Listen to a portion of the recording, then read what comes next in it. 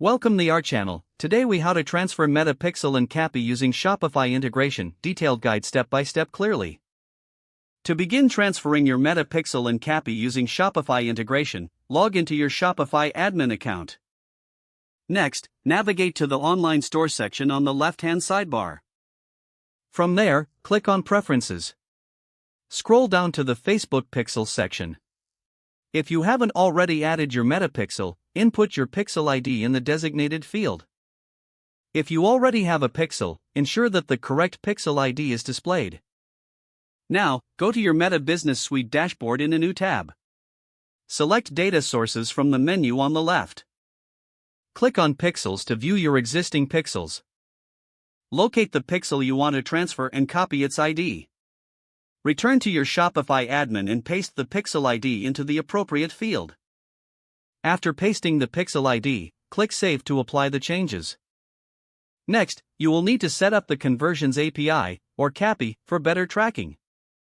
In the Meta Business Suite, navigate to the Events Manager.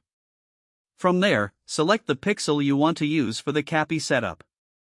Choose the Settings tab within the Pixels menu. Scroll down to the Conversions API section. Click on the Generate Access Token button. Copy the generated access token for later use. Return to your Shopify admin and navigate to the Apps section. Search for and select your preferred app for integrating CAPI. Follow the app's instructions to connect with your Meta account. Input the copied access token into the relevant field in the app. Save the settings to complete the CAPI integration. Once both the Meta Pixel and CAPI are set up, test the configuration. To test the Pixel, visit the Test Events tool in the Events Manager. Ensure that events are firing as expected during your tests. For the CAPI, consider using the same testing tool to verify successful data transmission. Finally, monitor your Pixel's performance over time in the Meta Business Suite.